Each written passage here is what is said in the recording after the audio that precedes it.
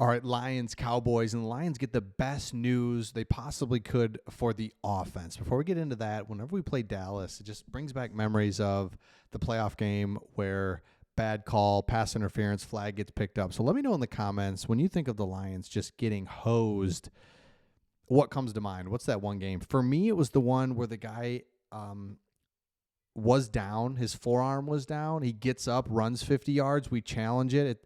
It's like, well, you can't challenge it because it's technically was going to get challenged, so that's a penalty, and we're not going to challenge it now, and it's a touchdown. I think it was against, like, the Falcons or something.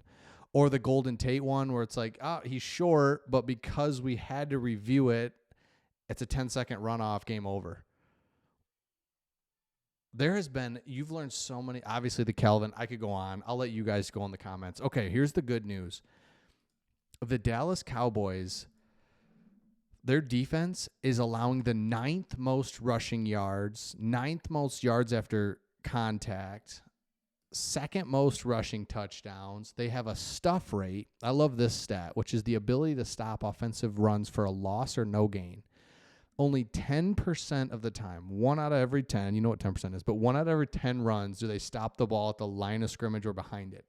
9 out of 10 times, teams are gaining yards on them. So this is the worst in the NFL according to the Next Gen stats, and I think that's a really great stat for the Lions. And so you see that the Cowboys cannot stop the run. The Lions, on the flip side, have the top rushing attacks in the NFL. They have the 5th best PFF rushing grade, 151 yards per game. Don't ever forget how just a few years ago we couldn't get a 100-yard rusher. We had like the longest streak ever for like a long shot to get a 100-yard rusher. Now we're just averaging 150, 7th best, average of almost 2 touchdowns a game on the ground, an average of a yard and a half before contact, which is the 9th best. And that's something I've really noticed. And so the cool thing about our offense, and especially our two-headed monster at running back, is that David Montgomery is so hard to tackle, and game after game or play after play, it wears on you as a defense. But Jahmyr Gibbs is just one crack away. And so when you can go a yard and a half before you're touched on average, Jahmyr Gibbs needs to make one guy miss, and he can take it 50, 60 yards. And so that's huge. Now, Scotty Montgomery, the assistant coach, running backs coach, came out and said, we are going to run the ball, and we need to keep working on it, and it's going to be a point of emphasis. So we saw when the Lions run the ball, good things happen.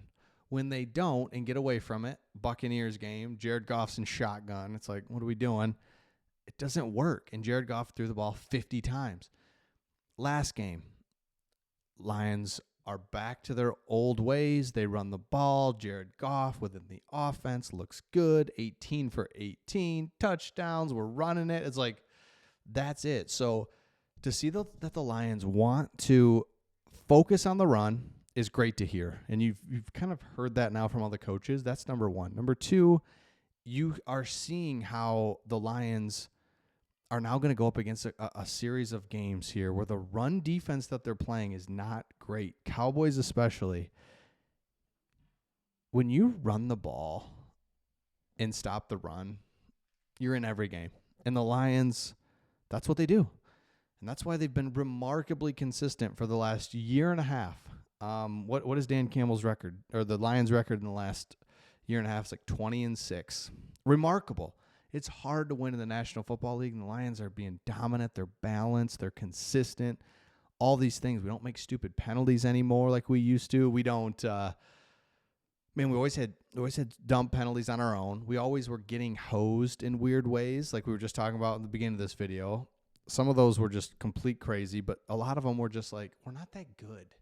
And we're down 7, and we're driving. We're always down, and we make a mistake, and it's like, that's a weird call. It goes against us, game over. And it's like, oh, the officials, what the heck? It's like, no, we're down by a touchdown with 30 seconds to go and no timeouts. That's like how it always was in Stafford heroics. So we can't take this for granted, is what I'm saying. Now, a couple other keys to this game, I think. again, David Montgomery and Jahmyr Gibbs. Here's where Scotty Montgomery was talking about it. We're going to continue to challenge them. Speaking of Montgomery and Gibbs, I think they know that we really still haven't hit the mark we're capable of hitting. I believe that collectively in our room and collectively in our offense, it's time. It's time for us to stacking these performances together. That's awesome. They're committed to it. They still don't feel like they've got there. That's great news for the offense. Another key to victory, of course, is giving Jared Goff time.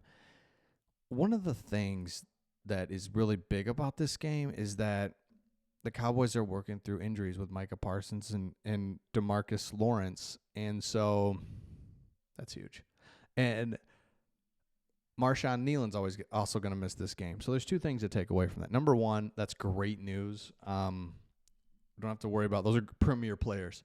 But the second thing is the Buccaneers were out their entire secondary and shut us down. So you take it with a grain of salt. You're excited to see that they have guys out, but you also take it with a grain of salt.